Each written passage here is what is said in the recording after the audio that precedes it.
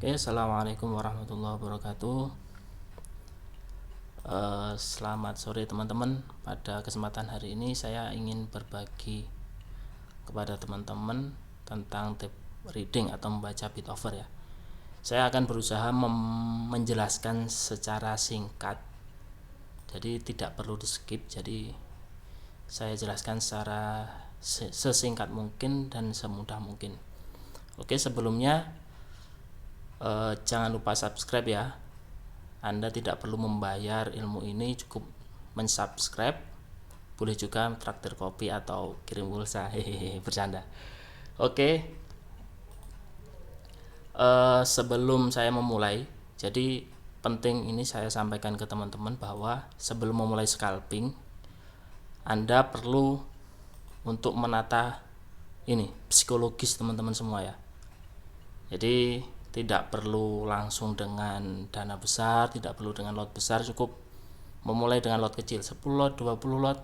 Nah, nanti kalau apabila sudah bisa konsisten, sudah benar-benar bisa membaca bid offer, maka itu bisa ditingkatkan kembali. Dan jangan lupa money management. Kalau saya sendiri jarang all in ya.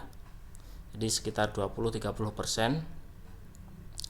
Ya mungkin kadang-kadang all in ketika memang market sangat mendukung, itu kadang-kadang all in, tapi saya sangat jarang sekali untuk ini. Jadi penting untuk teman-teman memanajemen dana teman-teman semua.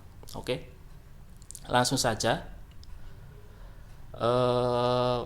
kita mulai dari yang nomor 1, syarat saham untuk scalping. Jadi teman-teman harus tahu saham seperti apa yang bisa digunakan untuk scalping gitu ya.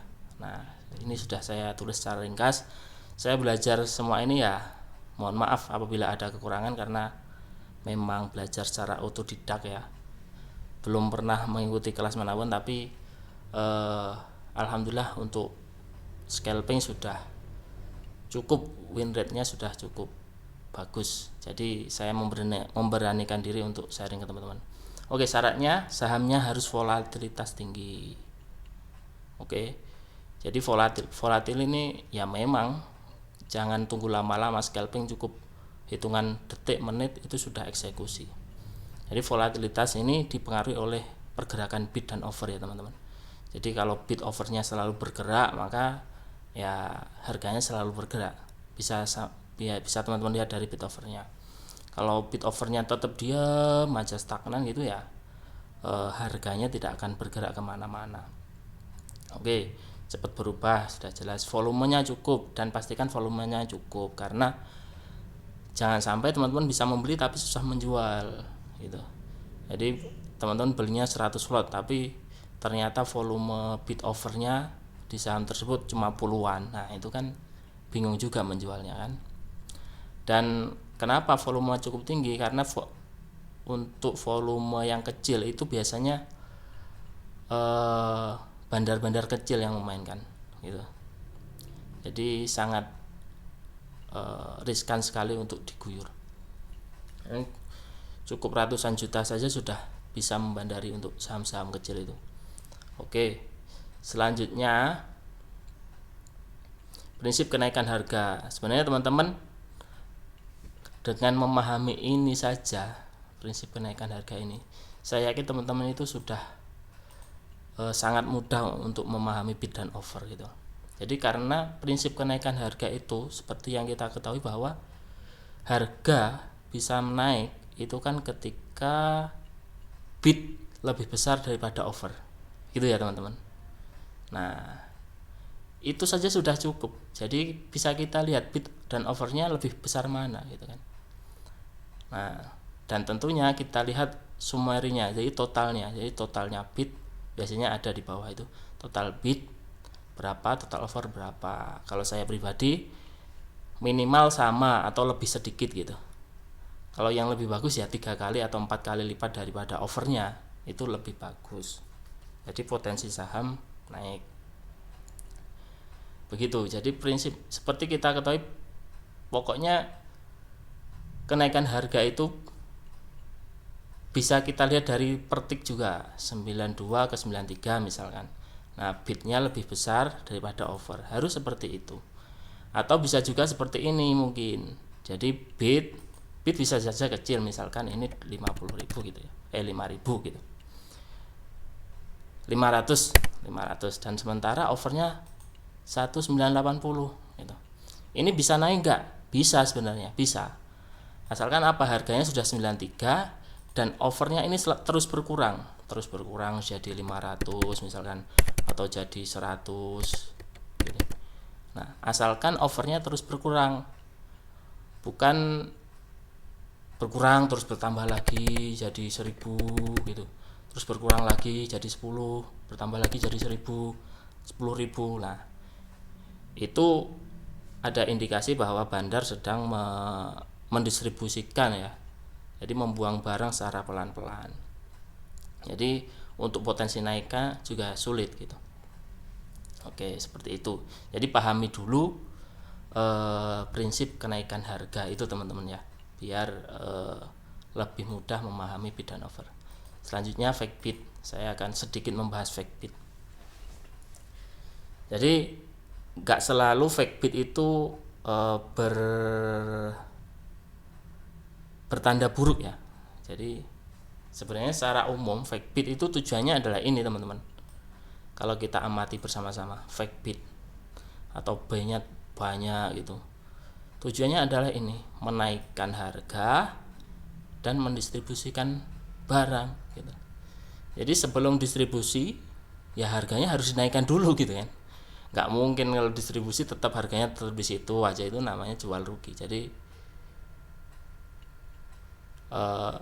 beli harganya dinaikkan dulu baru dijual di atas, kan seperti itu prinsip bandar menaikkan harga itu kan. Jadi bandar juga pengen untung gitu kan. Nah begitu. Nah kita bahas fake bid dulu. Fake bid pada umumnya seperti ini teman-teman. Nah seperti ini contohnya. Nah berderet ya, nggak sama persis sih, nggak sama persis, cuma beda 100 atau 200 gitu, tapi intinya depannya rata-rata sama berderet gitu. Ini pada umumnya fake bid. Nah, apakah fake bid seperti ini itu selalu buruk? Nggak juga teman-teman, nggak juga.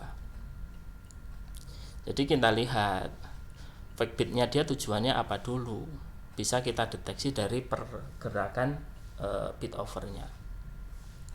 Nah, cara mendeteksinya gimana? Misalkan seperti ini ya teman-teman ya. Ini sama semua, terus bidnya ini disamakan juga, des gini. Nah, di sini ada over, biasanya di sini ada tebal juga. Misalkan di sini, nah 10.000 juga gini ya. Nah, ketika seperti ini harga adalah 93, misalkan harga di sini. Harga di sini di 93. Terus overnya pasti kan kemakan. Kalau bergerak terus pasti overnya kemakan. Orang-orang pada HK. Nah, ini berkurang terus apa enggak gitu. Berkurang mungkin jadi 9.000. Terus jadi 700 misalkan seperti itu. Nah, setelah habis seperti ini, overnya bertambah apa enggak? Nah, makanya kita perlu mengamati setiap detik pergerakan bid dan over. Nah, overnya ini bertambah lagi apa enggak gitu. Kalau enggak bertambah, maka dia akan naik harganya jadi 94 gitu. Kalau enggak bertambah overnya, maka dia akan jadi 94. Tapi kalau overnya habis 700, terus habis 0, nambah lagi jadi 1000. Nah, itu berarti tujuan bandar adalah memasang bid ini adalah untuk membuang barang di harga ini. Jadi buangnya dicicil, habis diisi lagi, habis diisi lagi, habis diisi lagi, seperti itu teman-teman. Nah, berbeda lagi kalau masih ingin menaikkan terus, biasanya seperti ini habis, des 0. Kan harga naik jadi 94. Nah, di sini bidnya di 93 diisi lagi. Nah, diisi terus. Diangkat terus. Maka harga akan semakin naik. Dan orang-orang banyak yang HK. Nah, itu tujuannya ya biar naikkan lagi, terus nanti dijual di harga yang lebih atas lagi. Seperti itu teman-teman. Seperti itu ya. Jadi perlu teman-teman ketahui bid Nah, fake bid dan over. Ada juga fake over. Jadi gak bener-bener niat jual. Ya bisa jadi niat jual, cuma kadang itu ditarik. Over juga bisa fake. Ini mungkin ini 10.000. Nah, tiba-tiba ketika harga 94 dia hilang 10.000-nya. Jadi sama kayak ini, des. Nah, dia batal menjual, teman-teman. Nah, ini adalah alamat bagus ya, bukan alamat bagus, namanya pertanda bagus bahwa harga ini akan dinaikkan terus.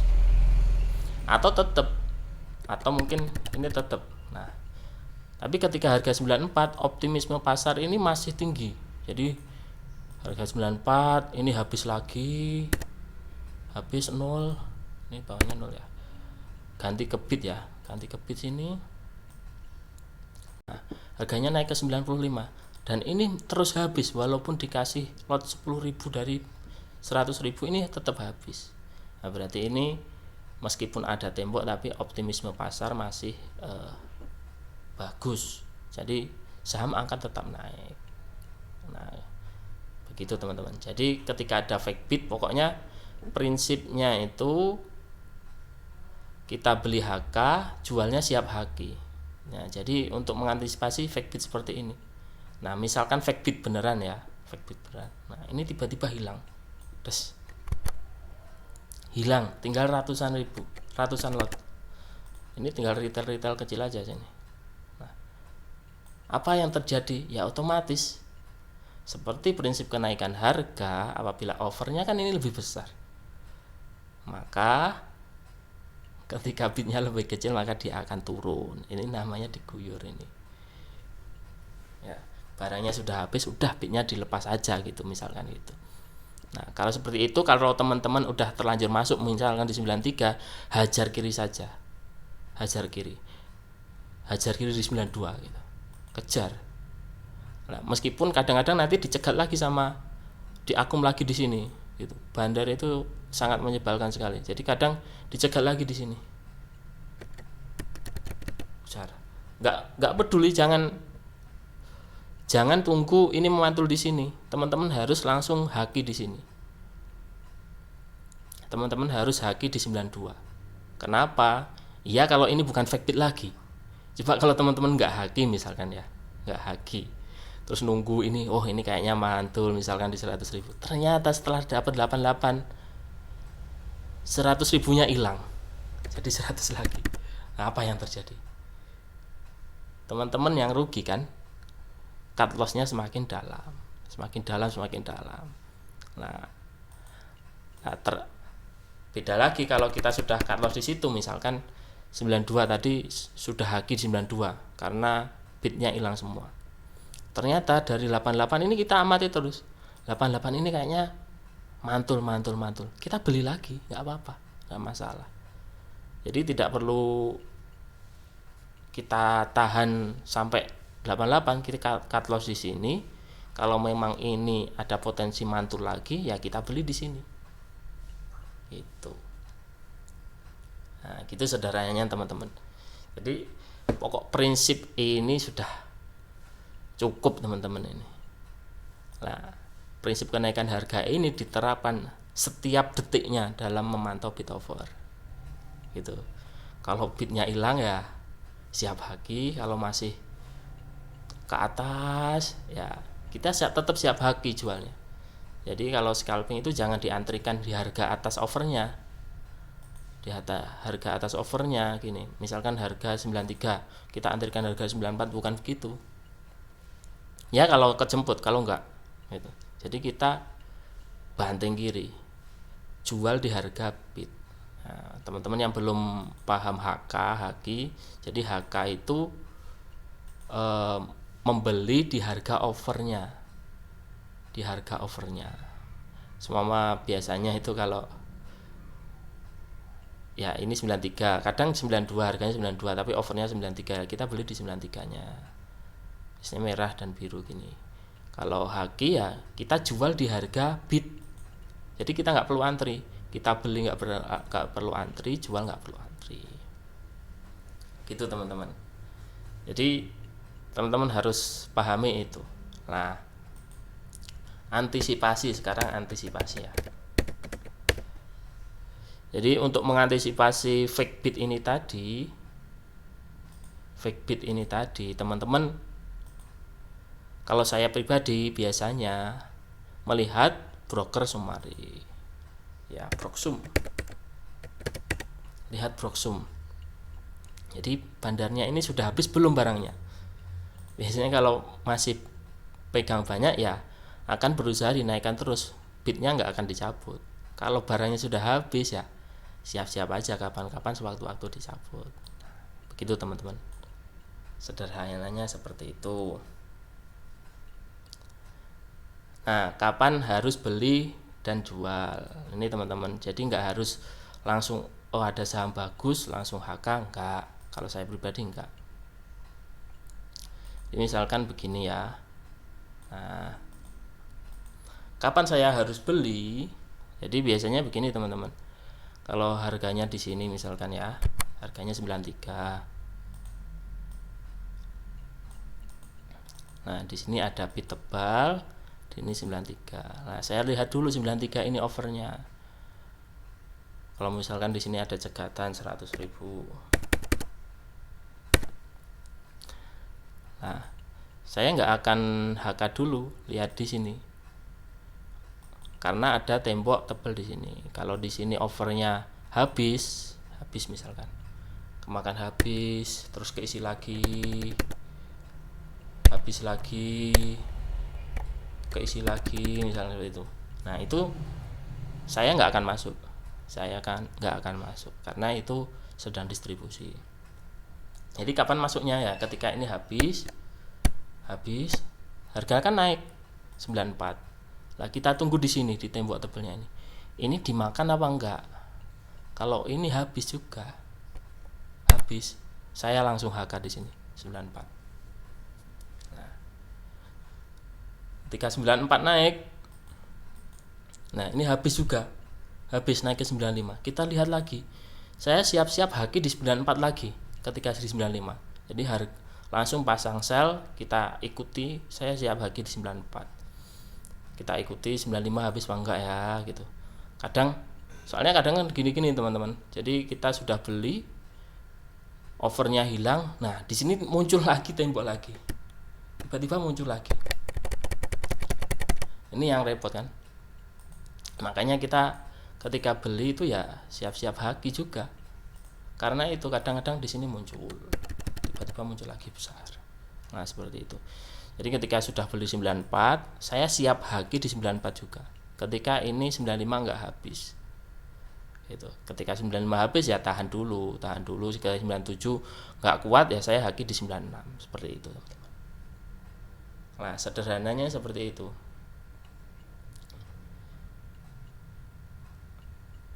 Nah, seperti itu ya teman-teman ya.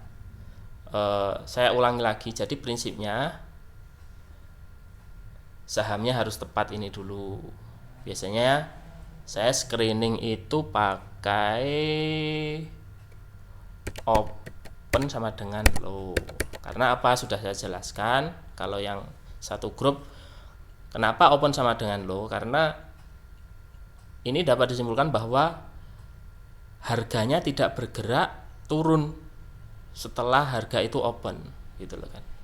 Setelah market open harga tidak bergerak turun tapi naik terus, berarti itu kan ada optimisme pasar untuk harga tidak turun gitu. Kenapa itu ada open dan low? Nah, jangan lupa volatilitasnya tinggi nih ya, dan jangan lupa volumenya cukup, ini penting. Terus kemudian lihat ini Proxum, ini penting juga. Jadi lihat pertama screening dulu, lihat Proxum, lihat bid offer. Nah, sederhananya seperti itu. Ini nanti teman-teman bisa praktekkan sendiri, amati saja bid offernya. Nah, kemudian ada kasus seperti ini teman-teman, saya hampir lupa. Bidnya tebel, offernya juga tebel, sama-sama tebel. Nah, bagaimana teman-teman? Nah, kalau saya wait and see, tetap wait and see. Prinsipnya tetap sama tadi. Overnya kemakan nggak? Overnya berkurang nggak? Kalau overnya berkurang, setebal apapun tetap akan naik harganya. Nah, dan karena ini malah menjadi sinyal positif kalau tebel. Ya, tebel ini sama dengan sinyal positif.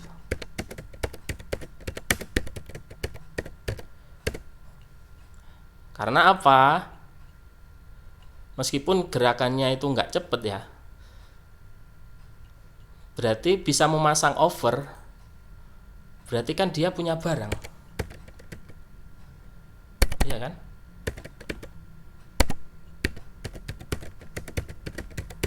Nah, ketika dia bisa memasang over, dia punya barang yang belum dijual gitu kan, apalagi tebel-tebel seperti ini sampai ratusan ribu, nah 700.000 lot gitu kan. Nah, dia punya banyak barang yang belum dijual, jadi nggak mungkin dia mau jual rugi kan, jadi dinaikkan terus seperti itu. Tapi tetap waspada juga, tetap haki seperti tadi. Nah, begitu teman-teman. Kalau bid banyak itu kan indikasi bandarnya uangnya gede. Kalau overnya banyak itu indikasi bandarnya punya barang banyak, seperti itu. Oke, bisa dipahami ya. Jadi nanti kalau teman-teman kurang paham bisa tanya di kolom pertanyaan di bawah, dan jangan lupa support akun saya hanya dengan subscribe teman-teman, tidak perlu membayar kan, ini sudah saya bagikan cara gratis. Jadi silahkan subscribe, silahkan di share ke teman-teman agar bisa bermanfaat. Nah, dan jangan lupa tetap berlatih, tetap amati market. Dengan banyak berlatih maka teman-teman akan lebih paham lagi dari apa yang saya sampaikan. Oke, sekian dari saya. Terima kasih. Assalamualaikum warahmatullahi wabarakatuh.